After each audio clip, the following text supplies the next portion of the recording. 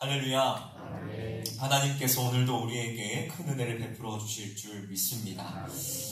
사람들은 인생을 길에 곧잘 비유합니다. 철학자 루크 레티우스라는 분은 모든 인간은 인생이라는 길을 더듬어 찾아 나아가고 있다라고 말하였습니다. 그렇다면 여러분, 사람들은 왜 인생을 길에 비유하는 것일까요? 그것은 아마 통로로서, 목적지로서 이끌어주는 역할을 한다는 길의 특성이 사람의 인생의 모습과 꽤나 닮아 있기 때문일 것입니다. 길이 분명한 목적지를 향해 이어져 있는 통로인 것처럼 우리의 인생도 출생과 함께 죽음이라는 분명한 목적지를 향해 나아가는 통로와 같다라는 것을 말해주는 것이지요. 여러분, 모든 사람들은 각자 저마다의 다른 인생길을 가고 있지만 그들이 바라고 원하는 길은 어쩌면 모두 다 같다라고 감히 말할 수 있을 것 같습니다. 왜냐하면 사람들은 좁고 구불거리고 불편하고 높은 언덕길과 같은 어려운 길을 가기보다는 평탄하고 꽃길이 펼쳐진 것과 같은 쉬운 길을 걷기를 원하기 때문이지요. 그래서 자신의 앞길에 더욱 좋고 편한 길이 계속해서 펼쳐지기만을 바라며 이를 위하여 수많은 계획들을 세우고 어떤 길이 내게 더 유리하고 유익한 길인가? 어떤 길이 나에게 더 많은 편안함과 안락함을 줄 것인가? 어떤 길이 내게 성공과 행복을 가져다 줄 것인가를 계산하고 또 예상해 본다는 것입니다. 그러나 여러분들도 지금까지의 인생길을 걸어오셨으니 더 잘 아실 테지만 이것이 우리가 바란다고 해서 또 우리가 간절히 원한다고 해서 우리의 눈앞에 그대로 펼쳐지던가요? 여러분의 인생길에는 평탄한 길만 있으셨습니까? 아니시죠? 내가 원하는 길이 펼쳐지기는커녕 우리 앞에 놓여진 길은 어렵기만 하고 오히려 알 수 없는 길들 투성이었습니다.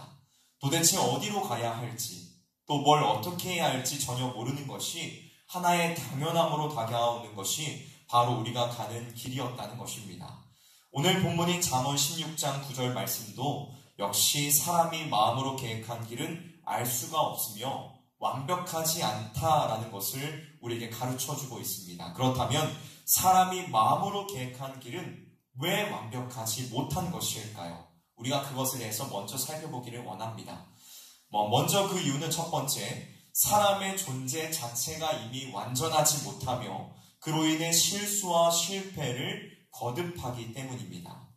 여러분, 사람은 하나님의 은혜와 자비, 그분의 친절을 거부하고 타락함으로 죄 가운데 살아가게 되면서 완전함과는 거리가 먼 존재가 되었습니다. 이로 인하여 사람의 역사는 실패와 실수의 역사가 되었고 사람의 계획이 얼마나 큰 악을 초래하며 사람의 계획이 자신과 다른 이들에게 이로운 결과를 가져오는 것이 아니라 되려 사람을 파괴하고 억압하는 결과를 가져오는지를 역사는 계속해서 반복해 보여주고 있습니다. 또한 멀리 갈 것 없이 우리 자신의 인생의 계획만을 들여다보아도 그 계획이 언제나 선하지 않으며 우리의 정욕과 욕심에 따라 이루어지는 경우가 많이 있음을 보게 되죠. 심지어 하나님을 위한 일을 하겠다는 계획을 세우면서도 그 가운데에서 자신을 드러내고 자신의 생각과 방법을 부단하게 실행하려고 하는 것이 우리의 모습입니다. 그렇게 사람이 마음으로 계획한 길은 완벽하며 완전하지 못한 것입니다. 다음 둘째는 사람의 지혜로는 참된 현실 감각을 가질 수 없기 때문에 사람이 마음으로 계획한 길은 완전하지 못합니다. 이 말은 사람의 머리로는 하나님의 섭리를 이해하지 못한다는 것입니다. 하나님께서는 사람의 인생에 형통한 날만을 주시지 않으며 반대로 곤고한 날만을 주시지도 않습니다. 하나님께서는 그 날들을 하나님의 때에 맞게 우리의 인생에 허락하시며 그것을 통하여 우리를 훈련하십니다. 하지만 우리는 언제 형통한 날이 오며 언제 곤고한 날이 오는지를 알지 못합니다. 그렇기에 우리는 인생의 길을 걸어갈 때에 우리의 모든 걸음을 인도하시는 여호와 하나님의 도우심을 구하는 지혜를 가지고 살아야만 한다는 것입니다. 성경 잠언은 우리에게 지혜에 관해 가르쳐주고 있는데 크게 두 가지를 가르쳐줍니다. 하나는 지혜란 무엇이며 다른 하나는 지혜란 어떻게 얻는 것인가 하는 것입니다. 그렇다면 여러분, 여기에서 말씀하고 있는 이 지혜란 무엇일까요? 놀랍게도 잠언에서는 이 지혜를 의인화하여 지혜를 마치 사람처럼 표현하여서 말도 하고 노래도 하는 존재로 그리고 있습니다. 잠언 8장 22절에서 25절에 보면 지혜가 스스로 부르는 노래가 등장하고 있는데 이 노래 가운데에서 우리는 지혜가 무엇인지 누구인지에 대한 힌트를 얻을 수 있습니다. 우리가 함께 읽어보도록 할까요? 잠언 8장 22절에서 25절까지의 말씀입니다. 잠언 8장 22절에서 25절까지의 말씀입니다. 함께 읽어보도록 하겠습니다. 시작. 여호와께서 그 조화의 시작 곧 태초에 일하시기 전에 나를 가지셨으며 만세 전부터 태초부터 땅이 생기기 전부터 내가 세움을 받았나니 아직 바다가 생기지 아니하였고 큰 샘들이 있기 전에 내가 이미 났으며 산이 세워지기 전에 언덕이 생기기 전에 내가 이미 났으니. 아멘. 이 말씀 속에서 지혜는 자신을 창조 이전부터 있던 존재로 하나님과 함께 했다라고 말씀하고 있습니다. 그리고 이어서 잠언 8장 30절 말씀을 함께 읽어보도록 하겠습니다. 시작. 내가 그 곁에 있어서 창조자가 되어 날마다 그의 기뻐하신 바가 되었으며 항상 그 앞에서 즐거워하였으며. 아멘. 여기에서는 지혜가 창조자다라고 말씀하고 있습니다. 또한 신약에서 골로새서 1장 16절은 이렇게 말씀합니다. 만물이 그에게서 창조되되 하늘과 땅에서 보이는 것과 보이지 않는 것들과 혹은 왕권들이나 주권들이나 통치자들이나 권세들이나 만물이 다 그로 말미암고 그를 위하여 창조되었고 라고 말씀하고 있습니다. 여기서 말씀하고 있는 그 모든 내용들을 종합해서 볼 때에 잠언에서 말씀하고 있는 이 지혜는 창세 전부터 있던 존재로서 만물을 창조하신 하나님 곧 예수 그리스도임을 우리는 발견할 수가 있습니다. 그렇습니다. 여러분, 우리는 우리의 인생의 길을 걸어갈 때에 지혜이신 그리스도가 진정으로 필요합니다. 지혜이신 그리스도가 진정으로 필요합니다. 그런데 여러분, 아주 놀라운 사실은 주님은 우리에게 자신이 진리요 생명인 길이라는 것을 이미 가르쳐 주셨다는 것입니다. 요한복음 14장 6절의 말씀을 우리가 함께 찾아볼까요? 요한복음 14장 6절의 말씀입니다. 요한복음 14장 6절의 말씀을 우리가 찾아서 함께 읽어보도록 하겠습니다.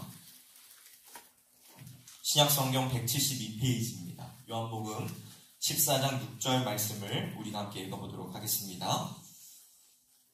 시작. 예수께서 이르시되 내가 곧 길이요 진리요 생명이니 나로 말미암지 않고는 아버지께로 올 자가 없느니라. 아멘.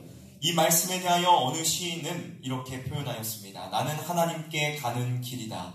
내가 온 것은 길을 환히 비춰주고 내가 가는 길을 보여주어서 너희가 나의 가는 길을 따라오고 나의 그림자를 쫓아오게 하여 너희로 값싼 상급을 얻게 하기 위한 것이 아니다.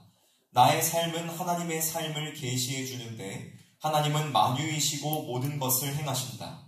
그렇다면 빛의 아들들인 너희는 어떻게 나를 보고서 너희가 달려가야 할 길인 나의 길을 해석할 수 있을 것인가? 나의 길은 겟세마네 저 십자가에 있고 고뇌에 쌓인 혹독한 배척에 있다. 하나님께로 가는 나의 길은 극도의 상실을 감싸 안는다. 하나님께로 가는 너희의 길은 나의 길이 아니라 바로 나다. 다른 모든 길은 절망적인 수렁이나 속임수다. 오직 나만이 하나님께로 가는 길이다. 주 안에서 사랑하는 성도 여러분, 우리는 길이 되신 주님을 따를 때에야만이 하나님께로 가는 다른 길을 걸어갈 수 있습니다. 이 세상에 있는 다른 길은 우리에게 영원한 생명을 주지 못합니다. 우리에게 삶의 기준이 되며 삶을 인도하는 진리의 말씀이 되지 못한다는 것입니다. 오직 예수 그리스도, 그분만을 따를 때에 우리는 하나님께로 가는 바르고 온전한 길을 걸어갈 수 있습니다. 그렇다면 여러분, 주님을 따르는 삶이란 어떠한 삶일까요? 우리가 네 가지로 함께 적용해 보도록 하겠습니다. 첫 번째는 하나님이 주인 되시는 삶입니다. 주님을 따르는 삶이란 어떠한 삶이라고요? 하나님이 주인 되시는 삶입니다. 여러분, 우리의 인생의 주인은 내가 아닙니다. 우리의 인생의 주인은 하나님이십니다. 그러므로 우리는 하나님을 위해 살고 하나님을 위해 죽어야 합니다. 우리는 하나님을 유일한 목적으로 삼고 우리의 삶의 각 부분마다 그분을 향하여 나아가도록 최선을 다해야 합니다. 사람을 멸망으로 이끄는 가장 확실한 길이 무엇이냐면 바로 자기 자신에게 복종하는 것입니다. 우리의 유리한 피난처는 하나님이 아닌 다른 것들을 의지하려고 하는 생각과 헛된 마음을 다 버리고 오직 주님이 인도하시는 대로 따르고자 하는 마음임을 우리는 잊지 말아야 할 것입니다. 그러므로 우리가 취하여야 할 첫걸음은 우리 자신을 버리고 우리의 모든 능력을 하나님을 섬기는 데에 드리는 것입니다. 여기서 섬기는 것이란 말로 순종하는 것뿐만 아니라 육체의 정욕을 버리고 성령의 부르심에 절대적으로 순종하는 마음을 갖는 것까지도 포함하는 것입니다. 여러분, 우리는 우리 자신의 뜻이 아닌 주님의 뜻을 구해야만 하며 주님을 영화롭게 하고자 하는 마음으로 행동해야 합니다. 사랑하는 성도 여러분, 여러분은 지금 삶의 우선순위가 어디에 맞춰져 있습니까? 하나님께서 진정으로 주인 되시는 삶을 살아가고 있습니까? 아니면 말로만 하나님께서 주인 되신다 하고 실제의 삶은 내가 주인이 되고자 하는 삶을 살아가고 있는 것은 아닙니까?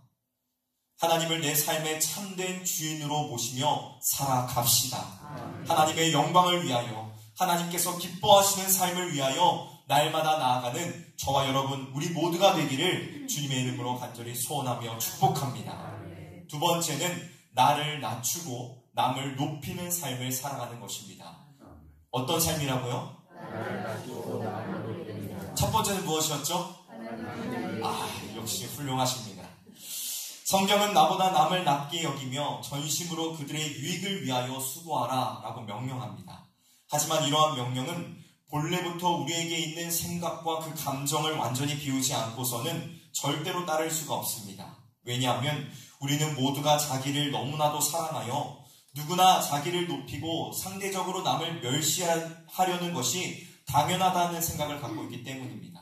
그러나 여러분, 주님은 우리에게 다른 이웃을 사랑하라 라고 명령하십니다. 심지어는 원수까지도 사랑하라 라고 말씀하십니다. 우리는 다른 사람들에게 사랑을 베풀 때에 그 사람이 사랑을 받을 만한 어떠한 자격이 있는지를 발견하려고 해서는 안 되며 모든 사람에게 존재하는 그 하나님의 형상을 보아야만 합니다. 우리가 그 사람을 하나님의 형상으로 바라본다면 그 사람의 잘못된 부분들은 보이지 않으며 하나님의 형상의 아름다움이 주는 위엄을 보게 만들어 그 사람을 사랑하고 포용하게 만들어 줄 것입니다. 겸손하고 남을 섬기는 삶을 살아가도록 합시다. 주님의 사랑을 전하며 닮아가는 삶을 살아가는, 자신의 하나님과 동등됨을 취할 것으로 여기지 않으시고 종의 모습을 취하신 그 주님의 모습을 닮아가는 우리 모두가 되기를 주님의 이름으로 간절히 소원하며 축복합니다. 세 번째는 주님의 뜻에 온전히 맡기는 삶입니다. 우리는 우리 자신과 우리가 가진 모든 소유를 주님께 내어 맡기며 마음의 열심을 주께 내어 놓아서 주께서 우리의 삶을 주장하시도록 간구해야만 합니다. 절대 우리 그리스도인들은 부귀와 명예를 따르고 권력을 탐하며 재물을 쌓고 사치와 영화를 누리는 삶을 추구해서는 안 됩니다. 그리고 이것을 위해 우리는 두 가지의 길을 따라야만 합니다. 첫째는 하나님이 주시는 축복과 상관없는 번영을 누리겠다는 식의 생각을 갖거나 그런 것을 동경해서는 안 됩니다. 오직 주께서 주시는 복에 자신을 맡겨야만 합니다. 그래야만 거기서 안정과 믿음 그리고 쉴 수 있는 안식을 얻을 수 있습니다. 둘째, 주님이 주시는 축복 없이 부귀와 명성을 누리는 사람들은 결코 참된 행복을 누릴 수 없음을 기억해야 합니다. 그들은 결국 불행을 초래하게 되어 있습니다. 그러면 우리는 나 자신에게 불행을 더해줄 그러한 것들에 절대로 욕심내서는 안 됩니다. 여러분, 주님의 뜻을 구하십시오. 하나님께 모든 삶을 내어 맡기고 하나님의 기쁘신 뜻을 구하며 나아가는 저와 여러분이 되기를 주님의 이름으로 간절히 원합니다. 주님께 모든 것을 내어 맡김으로 하나님의 선하시고 기뻐하시며 온전하신 뜻을 이루어 나아가는 저와 여러분 우리가 모두가 되기를 소원합니다. 네 번째는 십자가를 지고 사는 삶입니다. 여러분, 예수님께서는 제자들 한 사람 한 사람에게 자기 십자가를 지라고 말씀하셨습니다. 예수님의 참된 제자들, 그리스도의 길을 따라 사는 사람들은 누구든지 힘들고 수고하며 어려움을 겪는 삶을 위하여, 온갖 재앙이 가득한 그러한 삶을 위하여 대비하며 살아가야 합니다. 예수님께서도 친히 삶을 통하여 우리에게 인내의 모범을 보여주셨습니다. 우리는 사람들이 불행이나 재앙으로 여기는 힘든 상황 속에 있다고 하더라도 우리가 그리스도의 고난을 함께 나누고 있다고 생각하며, 또한 그리스도께서 온갖 어려움을 통과하여 하늘의 영광 가운데로 들어가셨으니 우리도 마찬가지로 갖가지 환난을 통하여 그리로 옮겨지는 곳이구나 라고 생각하면서 위로함을 얻어야 될 것입니다.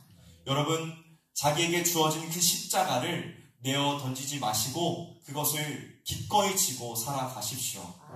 십자가를 지고 가는 삶이란 결코 편안한 삶은 아닐 것입니다. 어려운 삶이 되지만 그것을 주님을 바라보며 기꺼이 지고 나아가는 저와 여러분 우리 모두가 되기를 주님의 이름으로 간절히 소원합니다. 말씀을 마무리하도록 하겠습니다. 우리는 참된 지혜이시며 우리의 참된 길이신 예수 그리스도를 따라 살아가야 합니다. 우리가 예수께서 가신 그 길을 따라 살아가려 할 때에 세상은 우리를 향해 미련하다 말할 것입니다. 그럼에도 불구하고 우리가 정말 주님을 따라 살아갈 수 있기를 원합니다. 참된 그리스도인으로서, 참된 성도로서 지혜이신 그분을 따라 믿음으로 걸어 나아가는 저와 여러분 우리 모두가 되기를 주님의 이름으로 간절히 소원합니다. 함께 기도하도록 하겠습니다.